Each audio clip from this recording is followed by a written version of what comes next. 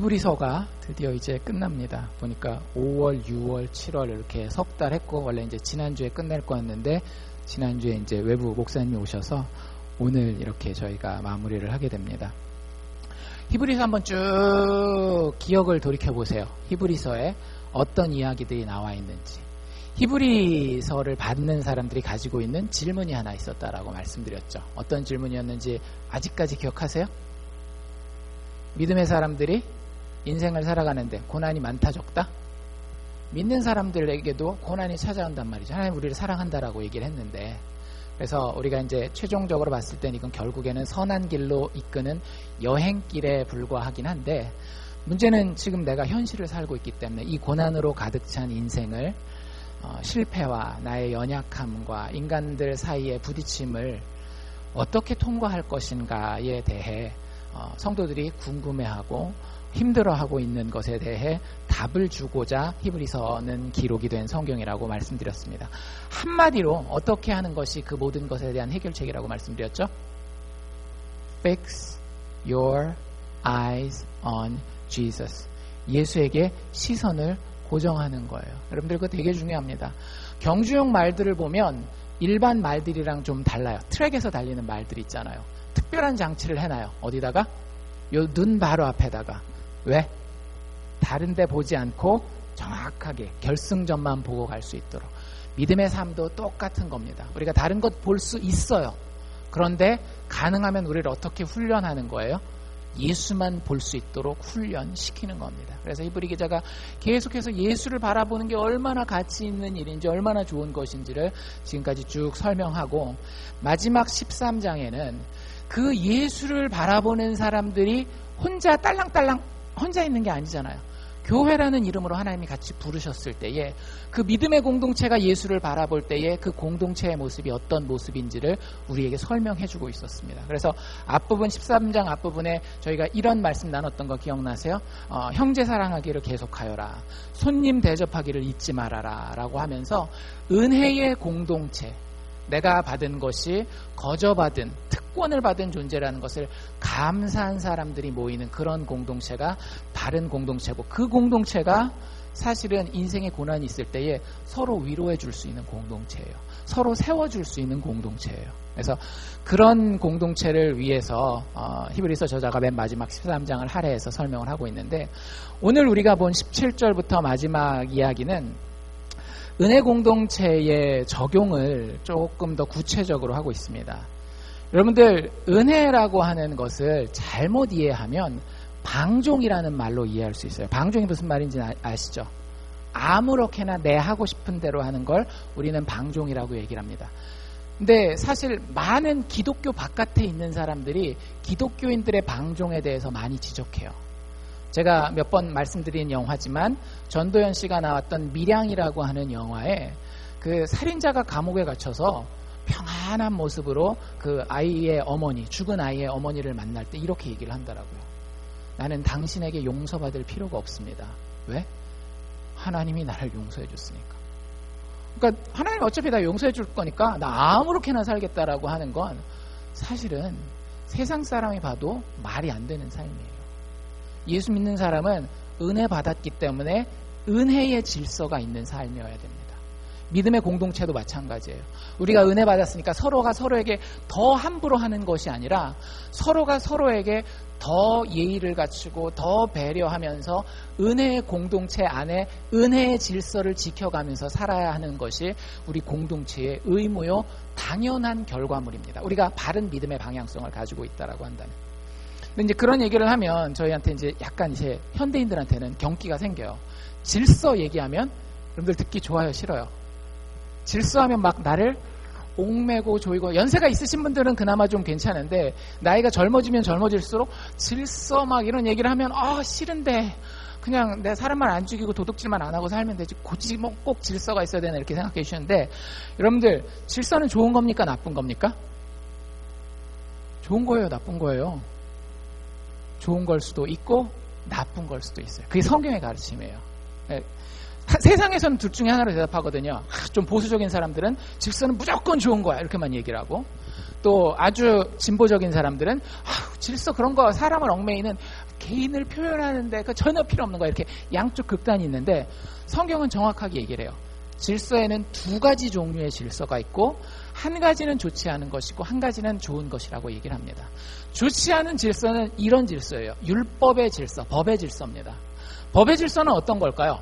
신앙적으로 얘기를 하자면 여러분들이 질서 있는 개인의 삶을 살아요. 그리고 교회 안에서도 딱 규율이 서요. 근데 그거 하는 이유가 뭐예요? 구원받기 위해서. 그 규칙이 내가 하나님 앞에서 인정받기 위해 나의 의의를 쌓는 도구가 되는 거예요. 반면 그와 반대되는 좋은 질서는 뭐냐면요, 은혜의 질서예요. 여러분들 직장에서 진짜 못된 상사가 있어요. 아주 나를 너무너무 괴롭히는 못된 상사가 있다라고 해봅시다. 직장을 때려치기 전에는 여러분들 순종합니까? 안 합니까? 순종해요. 근데 그게 무슨 질서냐면 법의 질서예요. 그런데 여러분 집에 왔는데 아닌 경우도 있지만 엄마 아빠가 너무 좋아요. 부모님이 참 존경스럽고 야 어떻게 나를 위해서 이렇게 사랑하시고 희생할 수 있을까 이런 마음이 드는 그런 자녀가 부모가 이거 해라 저거 해라 잔디 좀 깎아라 뭐 창문 좀 닦아라 베큐um 좀 해라 했을 때 예 알겠습니다 한다라고 했을 때는 그때 질서는 뭔가 하면 바로 은혜의 질서라고 하는 거예요. 무슨 차이인지 아시겠죠? 하나는 구원받기 위해서 내가 페이를 받기 위해서 어쩔 수 없이 지켜야 되는 질서고 하나는 내가 이미 사랑받고 구원받았어요. 그러니까 그게 너무 좋아서 그 안에서 서로 배려하고 존중하고 질서를 지키는 것, 그것을 우리는 은혜의 질서라고 이야기를 합니다. 그래서 율법의 질서를 가진 사람의 삶은 늘 뭔가를 쫓아다녀요. 막 쫓아다니면서 문제가 생기면 그 문제를 해결하기 위해서 대기했습니다. 교회 공동체도 마찬가지예요. 교회 공동체가 율법의 질서가 왕노릇하기 시작하잖아요. 그러면 항상 문제를 바라보고 그 문제를 해결하기 위해서 어떻게 해야 되느냐 막 박터지게 싸워요. 그런데 은혜의 공동체에 은혜의 질서가 있을 때는 문제가 생겼을 때 그 문제가 해결되었음을 확신합니다. 하나님이 어떻게 해서든지 내 인생 가운데 이 교회 공동체의 역사 가운데 가장 좋은 것을 주실 거라고 하는 결론을 신뢰하고 믿고 있어요. 그렇기 때문에 하나님이 어떻게 해결하셔 가는지를 보기 원하는 그런 마음이 있어요. 그러니까 마음에 여유가 있고 막 쫓겨다니는 게 아니라 좀 이렇게 서로가 서로에게 좀 실수하고 이렇더라도 어떤 마음이 있을까요? 여유로운 마음이 좀 생기는 거예요. 질서가 없진 않은데 그런 거예요. 그래서 율법의 질서를 따르는 개인이나 공동체는 뭔가를 해도 늘 억지로 하고요. 그것이 안 될까 봐 어떻게 되나 하는 조바심과 두려움이 있습니다. 은혜의 질서를 따르는 개인과 공동체는 뭘 하더라도 에너지가 있는데 그 가운데 기쁨이 있고요. 실패할 것에 대해서 용감해요. 담대해요. 그럴 수도 있지 뭐. 예수 그리스도께서는 죽음 가운데서도 다시 살아나셨는데 뭐. 그분이 나의 하나님이 그분이 나의 의가 되시는데. 그래서 그런 질서를 성경은 하나님의 백성들에게 명령하고 있다라고 하는 겁니다. 그래서 은혜의 질서에 대한 이야기를 17절에서 25절까지 쭉 하고 있는데 몇 가지로 제가 요약해서 우리가 나누기를 원합니다. 우리가 은혜의 질서를 소유한 공동체 혹은 개인이 되기 위해서 세 가지 얘기하려고 하는데요. 첫 번째는 여러분들 은혜의 질서를 소유하기 위해선 제일 먼저 내가 혹은 우리가 목자를 필요로 하는 양이라고 하는 사실을 기억해야 합니다. 오늘 우리가 읽은 말씀 중에 20절에 보면 예수님을 설명하는 말이 있어요. 우리가 여러분들 예수님을 뭐라고 묘사하시겠어요? 나의 구원자요, 나를 사랑하시는 분요, 뭐 이런 여러 가지 표현할 수 있잖아요. 성경에서 사실 그런 다양한 표현이 예수님에게 적용됩니다. 그런데 여기 히브리서 13장 20절에 나와 있는 예수님에 대한 묘사를 잘 들어보세요. 뭐라고 얘기하는지. 양의 큰 목자이신 우리 주 예수라는 표현을 씁니다. 예수님이 뭐라고요? 목자라고요. shepherd라고요. shepherd. 그러면 목자가 있으면 반드시 뭐가 있는 거예요? 양이 있어야 되는 거겠죠. 누가 양이겠어요? 예수 믿는 사람들은 다 양입니다. 우리는 양 하면 이렇게 하얀 털을 가진 아주 귀여운 이런 동물이라고 생각하기 쉽지만 혹시 지난번에 저랑 누가복음 15장 했을 때 양에 대해서 들었던 거 기억나세요? 제가 그때 비디오 소개해드렸죠. 이런 낭떠러지에 정말 내려가기도 힘든 거기에 뭐 하나 보고 가는 거예요? 자기가 꽂힌 거. 그게 뭐가 됐든지 풀이 됐든지 꽃이 됐든지 내려가요. 근데 문제는 뭐예요? 내려가긴 하는데 다시 올라올 수가 없어. 그래서 진짜 영국이나 스코틀랜드 이런 방목을 많이 하는 나라에 가면 그렇게 죽는 양들, 제가 본 비디오에서는 진짜 헬기를 띄워가지고 구조하지 않으면 도저히 자기 문제에서 해결해 나올 수 없을 미련한 짐승이 실질적으로 양이라고 하는 거예요. 그러니까 성경은 사실 우리를 향해서 항상 어떤 태도를 처음에 가지고 시작하는가 하면 마지막 결론은 전혀 다른 그림이지만 성경은 항상 인간을 향해서, 저를 향해서 참 미련한 존재라는 것에서 시작하는 거예요. 여러분들, 우리가 이것을 깨닫지 않으면 은혜의 질서가 세워지지 않습니다. 성경에서 양은 어리석은 존재이고 반드시 목자의 음성을 들어야 돼요. 여러분들이 정말로 하나님이 원하시는 대로 온전히 성장하기를 원합니까? 정말 한 인간다운, 아름다운 인간이 되기를 원하세요? 그렇다라고 한다면 들을 귀를 열으셔야 된다라고 하는 거예요. 제가 목사님들 모임 갈 때 제일 안타까운 경우들이 어떤 경우인가 하면, 목사님들이 목회 경력도 길어지고 나이도 많아지면 가끔 제가 그런 생각을 해요. 하나님도 이분을 가르칠 수 있을까? 근데 여러분들, 목사만 그런 게 아니더라고요. 교회 안에, 아니 교회 밖에도 마찬가지고, 인간이라고 하는 존재는 의도적으로 남의 목소리를 들어야 되겠다라고 의식하기 전에는 다른 사람의 목소리를 듣기 원하지 않아요. 그게 인간의 본성이에요. 여러분들, 누가 여러분들에게 바른 소리, 쓴 소리 해주는 거 듣기 좋습니까? 싫습니까? 솔직히 싫죠. 아무리 맞는 얘기라도 별로 듣고 싶지 않은 게 인간의 마음이에요. 그렇기 때문에 우리가 은혜 가운데 질서가 있으려면 제일 먼저 깨달아야 되는 게 바로 그거라고 하는 거예요. 나는 목자를 필요로 하는 양이다. 나는 어리석을 수 있는 존재이다 라는 것을 반드시 기억해야 합니다. 22절에도 뭐라고 얘기를 하고 있어요. 이 히브리서 맨 마지막이잖아요. 내가 너희에게 권한다라는 거예요. 내가 너희에게 말을 할 테니까 좀 들으라는 거예요. 그냥 한마디로만 하는 게 아니라 그 뒤에 이렇게까지 붙이잖아요. 내가 너희를 권하노니, 이걸로만 끝나는 게 아니라 제발 권면의 말을 좀 용납하라라는 말을 합니다. 여기서 용납하라는 말이 영어 단어로는 bear라고 하는 단어예요. 곰 말고 bear가 무슨 뜻이 있는가 하면 품다라고 하는 뜻이 있어요. 그러니까 누가 나한테 맞는 얘기를 할 때 그 말을 품을 수 있을 만큼의 좀 그 정도 그릇은 돼야 된다라고 하는 거죠. 근데 사실 헬라어 단어, 성경 원어 단어에 보면 이게 조금 더 의미가 깊어집니다. 이 품다, 용납하다라고 하는 이 단어가 원래 성경 원어에는 무슨 뜻을 가지고 있는가 하면 고통을 당하다라는 뜻을 가지고 있어요. 왜 그 단어를 쓸까요? 너희에게 누가 조언을 해줄 때에 그걸 고통을 감당하라. 영어 단어 suffer를 쓰고 있거든요. suffer. 왜 고통을 감당하라고 얘기를 할까요? 여러분들, 대부분의 쓴소리는 내가 생각한 내 경험에 의한 판단 밖의 것이에요. 여러분들, 사람이 발전하려면 내 안에서 아무리 생각하고 뺑이를 쳐도 도저히 발전할 수가 없어요. 항상 누군가가 한 단계 업그레이드 될 때 보잖아요. 여러분들, 한국 축구가 언제 업그레이드 됐는지 아세요? 2002년 월드컵 때 업그레이드 됐어요. 누가 와서? 히딩크 감독이 와서. 히딩크 감독이 와서 뭐까지 얘기했는지 아세요? 밥 먹는 것까지 얘기했어요. 국가대표팀이 모여서 밥을 먹는데 어떻게 밥을 먹었을까요?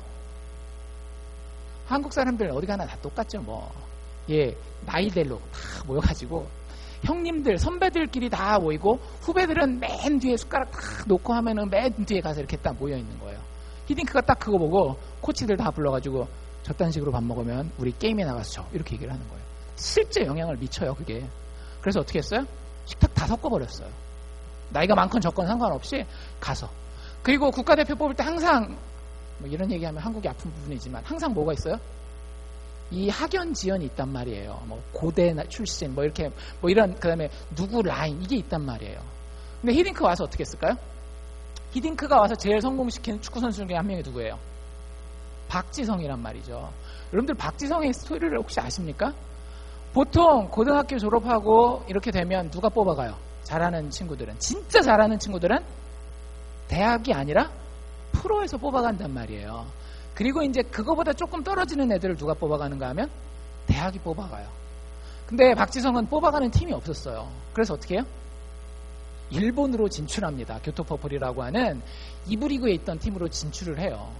그러니까 참 누구 하나 거들떠보지 않는 사람이 박지성이었어요. 근데 그걸 누가 이렇게 딱 픽한 거예요? 히딩크 감독이 돌아다니면서 한국 국적을 가진 사람들은 일본이 됐건 유럽이 됐건 한국 내가 됐건 다 돌아다니면서 얘기를 합니다.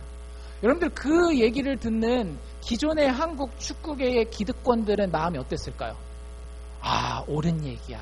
맞아. 무릎을 치면서 우리가 미처 생각하지 못했던 그 부분을 저 사람이 우리에게 지적해줬구나 그랬을까요? 천만의 말씀입니다. 히딩크 감독의 그 한때 별명이 뭐였죠? 아시는군요. 5대 0이었어요. 왜?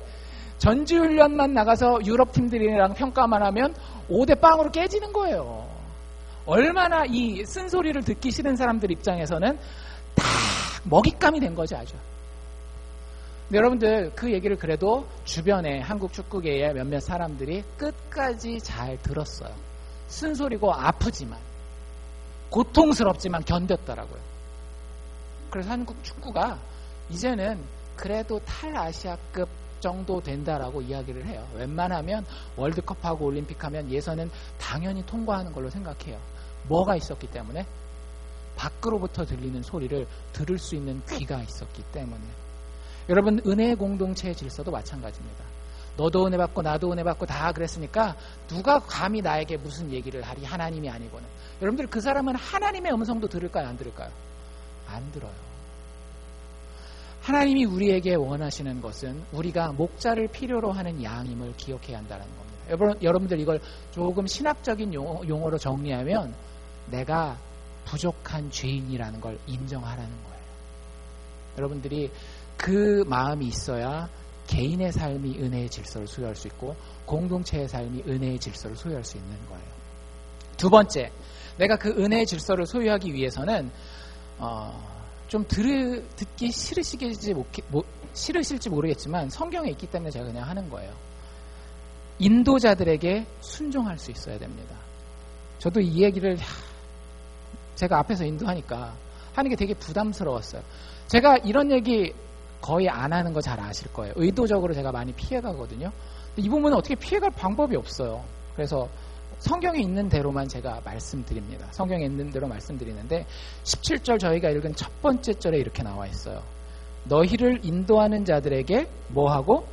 순종하고. 그것만으로도 부족해서 뒤에 한 단어를 더 쓰는데 더 강한 단어를 쓰고 있죠. 복종하라.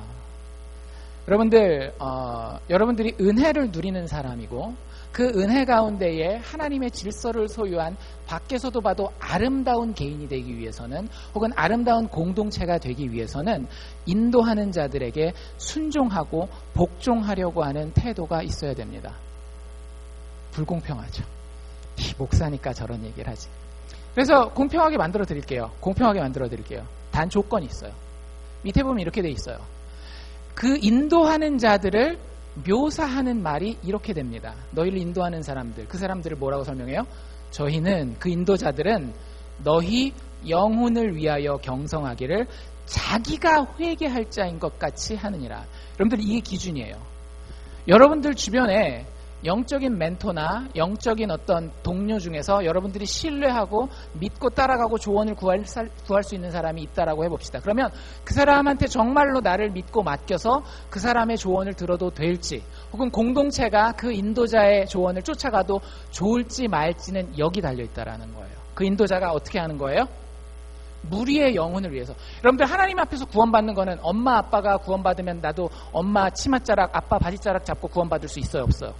절대 없어요. 남편들도 항상 그런 얘기 하잖아요. 나는 아내가 권사니까 권사 치맛자락 잡고 천국 간다고 가끔씩 한국에서 그런 얘기를 하는데 택도 없습니다, 여러분들.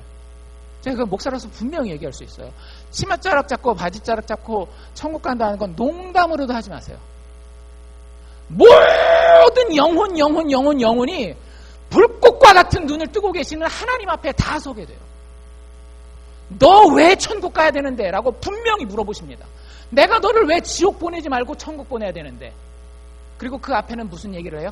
내가 실수한, 내가 잘못한 모든 것들이 이미 사탄 마귀가 와서 다 영화 필름 돌리듯이 다 돌려놓은 거예요. 그리고 거기서 하나님이 한 개인에게 물어보신다라고요. 내가 왜 너를 지옥 보내지 말아야 되는지 이 하나만 얘기해라. 여러분들 절대 여러분들 주변의 어떤 환경을 가지고 내 주변에 있는 사람들을 가지고 천국에 간다라고 생각하시면 안 돼요. 그럼 자기 영혼에 대해서는 누가 책임져야 되는 거예요? 내가 책임지는 거예요. 천국 가고 지옥 가는 건 엄마가 나 교회 좀 잘 데리고 다니지. 내 아내가 나한테 조금 열심히 좀 전도하지. 이렇게 말할 수 있는 게 아니라는 거예요. 목사님이 나한테 조금 더 와가지고 성경 공부도 하고 전도도 했으면 내가 구원받았을 텐데 우리 교회 목사가 게을러가지고 나한테 그것도 안 해가지고. 여러분들 그럴 수 있어요. 그건 목사 책임이에요. 그건 목사가 하나님 앞에 가서 벌 받을 일이지만 내가 천국에 가고 지옥에 가는 건 누구한테 달려있더라고요? 나한테 달려있더라고요. 하나님이 네가 어떻게 됐는지 한번 회개 장부 까보. 여기 회개한다라는 게 잘못했습니다 그거 얘기하는 게 아니라 장부 까보자라는 거예요. 내가 네가 죽고 난 이후에 영원을 보내야 될 텐데 지옥에서 보내야 될지 천국에서 보내야 될지를 결정하는데 장부 한번 펴보자라는 거예요. 그거 누가 책임져야 된다라고요? 내가 책임져야 된다라고요. 그런데 여러분들, 하나님이 하나님의 사람들을 사랑하시기 때문에 여러분들이 혼자 서게 두지 않아요. 여러분들 옆에 같이 설 수 있는 사람들을 붙여주십니다. 제일 먼저 누구를 보내주셨어요? 예수 그리스도를 보내주셨어요. 그리고 예수 그리스도께서 떠나시고 난 이후에도 교회 공동체를 통해서, 믿음의 교제를 통해서도 여러분들의 믿음을 서로 돕고 이끌어줄 수 있는 인도자들을 보내주신다라고 하는 거예요. 그런데 그 사람이 정말 내가 신뢰해도 되는지 아닌지를 어떻게 알아보라고요?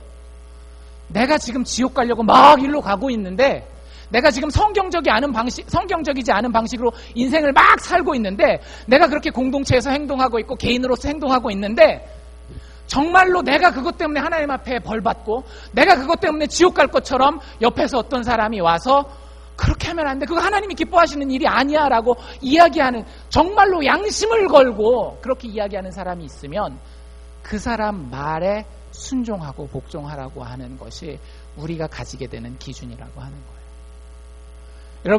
여러분들이 만약에 교회에서 인도자의 자리에 섰다라고 한다면, 그게 교사의 위치가 되었건 장로의 위치가 되었건 어떤 다른 위치에 섰건 간에 여러분들이 만약에 인도하는 위치라고 한다면 여러분들도 똑같은 마음을 품어야 되는 거예요. 저 사람 저렇게 그래, 저 정도 하니까 나한테 잘하니까 됐어, 이걸로 만족하시면 안 돼요. 저 사람 저 정도 헌금하니까 됐어, 저 사람 교회에서 저 정도 헌신하니까. 아니에요. 뭘 봐야 돼요? 그 사람이 영혼의 문제를 봐야 되는 거예요.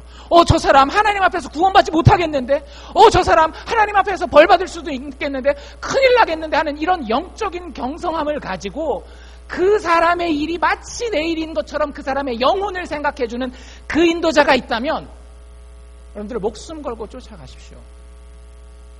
목숨 걸고 쫓아가십시오. 여러분들에게 그런 사람이 있습니까? 저는 있습니다. 저는 있습니다. 그 사람이 저를 모르는 사람 중에도 있고, 제가 아는 사람들 중에서도 제가 그만큼 신뢰할 만한 믿음의 멘토들이 있어요. 저보다 나이 많은 사람도 있고 저보다 나이 적은 사람도 있고 그래요. 제 동생 저보다 2살 어리지만 저는 그분을 목사님으로 평신도로 신앙생활 하는데 정말 기쁠 것 같아요. 여러분들에게 그런 사람이 있느냐라고 하는 거죠. 그런 사람이 있어야 내 안에 은혜의 질서가 서는 것이고, 그런 사람들이 교회 곳곳에 서 있어야 교회가 은혜의 질서를 소유한 아름다운 공동체가 된다라고 하는 겁니다. 과연 여러분들 스스로를 점검해 보실 수 있기를 바랍니다. 내가 이 양의 역할을, 인도자들에게 순종하는 역할을 잘 하고 있는지 어떻게 점검하면 돼요? 역시 성경적인 기준을 가지고 점검하면 돼요. 만약에 우리가 인도자들에게 순종하고 복종하는 일을 잘 하고 있으면 저희가 그 일을 할 때 무엇으로 한대요? 즐거움으로 한대요.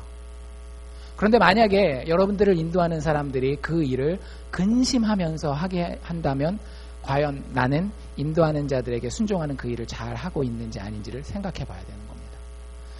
만약에 이 교회에 여러 인도자들이 있어요. 유초동부에는 교사들이 있고 각 소그룹에는 목자들이 있고 저희가 지난주에 장로님들도 세웠고 여러 리더들이 있는데, 그분들이 이 교회의 영적인 일들을 생각할 때에 기쁘게 그 일을 하고 있는지.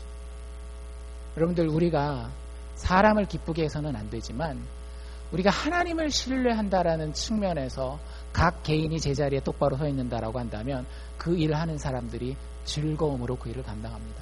코피가 나고 쓰러지는 한이 있더라도. 근데 그 사람이 정말로 그 일 할 때마다, 혹시 그런 농담 들어보셨어요? 어떤 어머니랑 아들이랑 얘기를 나눴대요. 아들이 하도 교회를 안 가려 그러니까, 야, 그래도 교회를 가야지. 네가 이게 주일인데 교회도 안 가고 그러면 되겠냐? 그랬더니 오늘만 좀 안 가면 안 될까요? 야, 그래도 네가 가야지. 그러니까 결국에는 그 아들이 가긴 가야죠.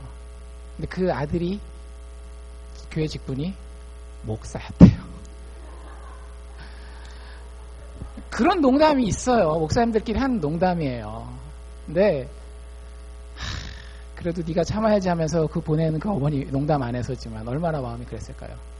그런 공동체들이 근데 여러분들 쉽지 않게 많이 발견됩니다. 교회들 가운데. 한인 교회들 뿐만 아니라 미국 교회도 그런 사람들 사는 데이기 때문에.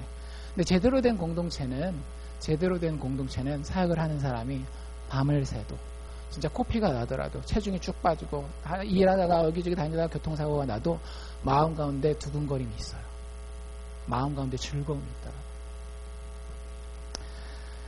왜 그렇게 해야 되느냐? 마지막에 그 결과가 이것이기 때문에 그렇습니다. 만약에 그 인도하는 자들이 이것을 즐거움으로 하지 못하고 근심으로 하게 된다라고 하면 너희에게 무엇이 없느니라? 유익이 없느니라.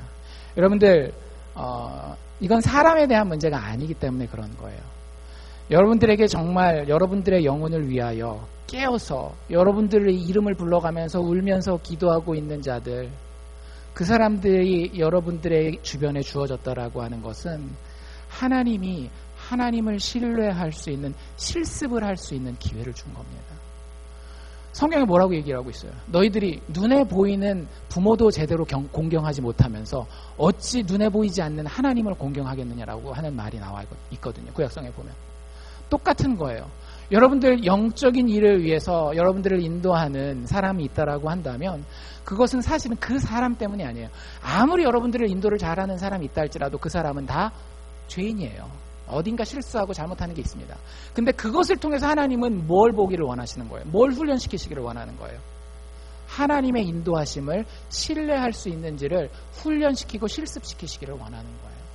그래서 그것을 잘 실습하고 나면 내가 하나님 앞에서 얻게 되는 영적인 유익이 큰 거예요.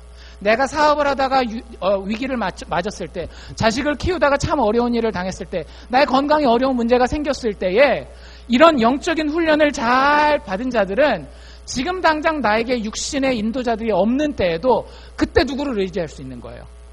나의 권위 되시는 하나님을 신뢰하고 의지할 수 있게 되는 거예요. 그래서 여러분들 그게 은혜의 질서가 되는 겁니다. 나를 인도하는 자들에게 과연 내가 하나님을 신뢰하기 때문에 그 인도함을 따라갈 수 있는지. 마지막 세 번째 우리가 기억해야 되는 것은, 우리가 은혜의 질서를 가지기 위해서 기억해야 되는 것은 우리가 서로가 서로에게 목자가 되는 것입니다. 여기서 이제 게임이 공평해지는 거예요. 여러분들 목사가 이 얘기를 하면 항상 저 스스로도 그래요. 저도 약간 이렇게 권위는 좋은 거라고 생각하지만 권위주의는 좋아하지 않아요. 그렇다고 너무 질서가 없는 것도 좋아하진 않은데, 그냥 제가 여기까지만 얘기하면 저도 제 마음 가운데 짐이 되게 클 거예요.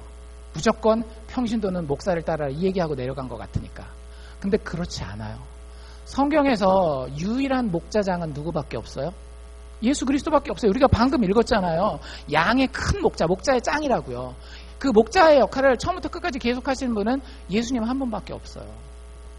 그런데 성경에서 우리를 가리킬 때에 이렇게 얘기를 합니다. 우리가 서로에게 양도 되어지지만 서로에게 목자도 되어져야 한다라고. 근데 누구를 따라서? 예수님의 모범을 따라서. 실제로 이렇게 얘기를 하고 있잖아요. 18절에 어떻게 시작하고 있어요? 우리를 위하여 기도하라 이렇게 돼 있어요. 여기서 우리는 누구예요? 히브리서 저자를 비롯한 그 당시에 사도 그룹을 얘기를 합니다. 지도자, 교회 지도자 그룹을 이야기를 해요. 보통 여러분들 누가 누구에게 기도해 준다라고 많이 교회에서 생각해요. 목사가 평신도에게 기도한다라고 생각하잖아요. 기도 제목 올리면 기도 제목 들고 막 기도하고, 그 목사가 성도들을 위해서 하는 일이라고 생각하는데 이게 지금 어떻게 돼 있어요? 바뀌어 있죠. 그렇죠? 누가 누구를 위해서 기도를 한다고요? 평신도가 인도자들을 위해서 기도하고 있는 거예요. 여러분들 이거는 누가 항상 목자의 자리에서 다 권력을 틀어지고 누구는 늘 그 밑에서 기고, 이렇게 생각하면 교회는 끝장난 거예요. 교회는 끝장난. 목사가 그 생각을 하든지 장로가 그 생각을 하든지 목자가 그 생각을 하든지 교회 선생님이 그 생각을 하든지, 만약에 그 누군가가 그 생각을 하고 있다면 그 교회는 끝장난 거예요. 교회에서는 내가 항상 목자 역할만 하는 것이 아니라 무슨 역할도 해요? 양 역할도 하는 거예요.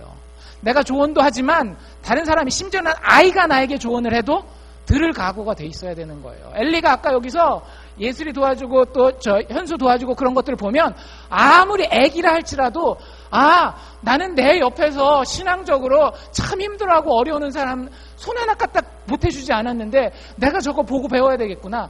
이런 내가 목자의 자리에 있다가도 금방 양의 자리로 내려올 수 있는 그런 서로가 서로에게 목자 되는 모습이 있어야 된다라고요. 내가 늘 기도받고 나는 항상 교회에서는 받을 생각만 하지 말고 그 사람들이 경제적으로 힘들건 영적으로 힘들건 마음이 힘들건 가서 도와주고 챙겨주고 아니면 보이지 않는 곳에서 위에서 기도라도 할 수 있는 그런 목자의 역할도 하고 양의 역할도 하고 할 수 있어야 되는 그런 균형이 있어야 된다라고 하는 거죠. 22절에도 뭐라고 얘기를 하고 있어요. 22절에도 이렇게 시작, 내가 너희를 권하노니 권면의 말을 용납하라라고 하면서 그 앞에 성도들을 부르는 호칭이 뭐예요? 너희 평신도들아 그러지 않는다라고요. 뭐라고 불러요? 형제들아 이렇게 부르는 거예요. 여기 우리 형님들, 우리 누님들 저랑 그렇게 큰 차이가 없어요. 제가 사실은 정말 여러분들을 부르고 싶은 호칭은 뭔지 아세요? 누구누구 권사님, 누구누구 집사님, 장로님, 이건 제가 그렇게 좋아하는 호칭이 아니에요. 지난번에 제가 노회 갔다 와서 말씀드렸잖아요. brothers, sisters. 한국말로 딱 표현하면 뭐예요? 형님. 대부분 저보다 나이들이 많으시니까. 그 다음에 누님, 이렇게 부르는 거. 근데 진짜로 농담이고 웃자고 하는 얘기가 아니라 저는 정말로 영적으로 저를 그렇게 생각해 주시는 분이 있으면 얼마든지 그 발밑에 엎드릴 용의가 있습니다. 성경책을 들고 와서 저에게 목사님 우리 교회 예배가 이렇게 가선 안 됩니다. 우리 교회 성찬식이 이래서는 안 됩니다. 우리 교회 소그룹의 모임이 사람들의 모임이 이런 대화의 방향성을 가지면 안 됩니다. 성경에 이렇게 나와 있습니다 라고 말씀하시는 누님들 형님들이 저에게 많았으면 좋겠어요. 목사가 얘기하니까 당연히 그게 맞는가 보다 그러지 마시고 유일한 기준은 뭐예요? 하나님이 자신을 드러내신 계시의 말씀 성경 하나뿐이에요. 이게 제 평생의 소원이었다라니까요. 그런 교회 한번 다녀보는 거, 그런 교회 한번 속해서 멤버가 되어보는 거, 목사하는 거 말고 제 평생에 그런 적이 한 4개월 정도 있었어요. 뉴욕에서 리디머 철치라는 팀 켈러 목사님 다닐 때. 24절에도 좋은 예가 나와 있습니다. 서로 인사하고 격려하는 이야기거든요.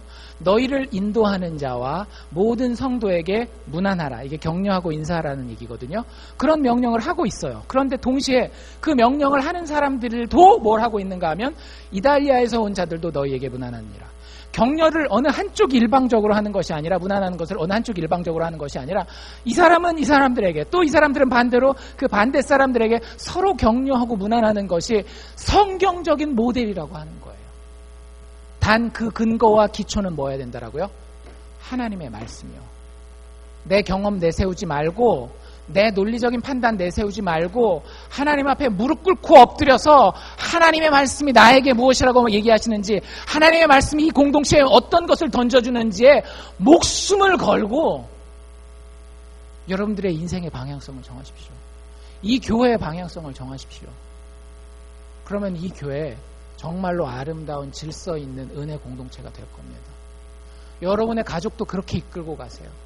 하나님의 말씀하신 그 기준이라면 애가 얘기해도 부모가 듣고 부모가 이야기할 때 내가 쓴소리 한다 할지라도 그게 하나님의 말씀에 맞는다라고 하면 내 영혼을 가지고 거기에 순종하고 남편과 아내 사이에서도 남편이 지배하고 아내가 반항하는 그런 구조가 아니라 남편이 말씀을 가지고 아내에게 권면하고 격려하고 아내가 남편에게 성경적으로 이게 틀린 것이면 틀렸다라고 이야기하고 겸손하게 대화를 나눌 수 있는 그런 관계들이 우리 가운데 일어나야 되는 거예요. 그러면 여러분들 이 힘든 인생살이 재밌게 살 수 있습니다. 한 가지 제가 분명하게 말씀드릴 수 있는 건 집에 가면 되게 좋아요. 정말 좋아요. 목사가 이런 얘기 안 하는 게 좋은데 가능하면. 근데 사실이기 때문에 어쩔 수가 없어요. 저희 집에 가면 이런 얘기 하거든요. 말씀에 대한 이야기. 근데 말씀에 대한 이야기를 막 성경 공부하듯이 하진 않아요. 앞으로 저희 아이들 진로에 대한 이야기, 운동하는 이야기, 삶에서 늦잠 자는 이야기, 스마트폰 많이 하는 이야기, 이런 이야기들을 다 무엇에 근거해서 하려고 노력하는가 하면 성경에 근거해서 하려고 해요. 가끔씩은 제가 거꾸로 얘기를 듣는 적도 있습니다. 감사하게 생각해요. 저는 저희 아이들한테 최대한 예의를 갖춰서 얘기를 해주거든요. 근데 그런 집에서 산다라고 하는 거, 복음의 은혜의 질서가 있는 집에서 산다라고 하는 거, 제가 여러분들에게 정말 자신 있게 말씀드릴 수 있어요. 참 행복합니다. 이 교회도 그걸 경험할 수 있으면 좋겠어요. 이 교회도. 교회는 확장된 영적 가족 아닌가요? 그렇잖아요. 누가 누구에게 손가락질하고, 누가 누구를 적으로 보고, 누가 누구를 어떻게 해서든지 이렇게 경계하려고 하는 그런 분위기를 가지는 것은 교회가 아니에요. 물론 그럴 요소들은 늘 있습니다. 왜? 우리가 악한 마귀와의 영적인 싸움의 현장에 있기 때문에. 그게 없다라는 얘기가 아니에요. 있음에도 불구하고 무엇 때문에? 하나님의 명령 때문에, 하나님의 말씀 때문에 우리는 거기 순종하는 것입니다. 그것을 다른 말로 표현하면 히브리서 전체의 명령인 예수를 바라본다라고 얘기를 하는 거예요. 은혜의 질서를 사모해서 나는 목자를 필요로 해. 그래서 나는 인도자 하는 자들에게 순종하기를 원해. 그리고 내가 양이 될 뿐만 아니라 하나님이 부르신다라고 한다면 필요할 때는 좋은 선한 겸손한 목자 역할도 감당할 것이야 라고 하는 이 태도를 가지는 것이 바로 예수를 바라보는 것이에요. 왜? 예수가 그런 목자였으니까. 여러분들, 세상에 어떤 목자도 예수와 같은 목자가 없습니다. 모든 목자는 양을 치기만 해요. 그렇죠? 영어 단어로 슈라는 표현이 있거든요. 슈. 그래가지고 이쪽으로 가야지 저쪽으로 가야지. 한국말로 얘기하면 맨날 훈수만 두고 있고 잔소리만 하는 게 그게 목자의 일이에요. 그런데 여러분들, 예수님은 양들이 그렇게 말 안 들을 때 어떻게 하셨어요? 자기가 양이 되셨어요. 그래서 양들이 저기 칼날이 있는 그쪽으로 막 달려가고 있는데 자기가 직접 양이 돼서 어떻게 해요? 그 양들 맨 앞에 서서 그 칼날 밑으로 들어가서 자기 목을 내놓습니다. 그래서 그 예수를 통해서 그 문을 지나가는 모든 다른 양들은 살 수 있도록. 여러분들, 그게 우리가 섬기는 목자예요. 그런데 어떻게 우리가 세상처럼, 세상 사람들처럼 내가 목자인데 이러면서 내가 인도하는 사람인데 하면서 다른 사람들 앞에 권위를 행사하고 권세를 행사할 수 있겠어요? 예수를 바라보는. 근데 그러면 그게 나도 살리고 내 가정도 살리고 공동체도 살립니다. 그러한 사람에게, 그러한 공동체에게 25절 은혜가 너희 모든 사람에게 있을지어다. 아멘. 기도합시다.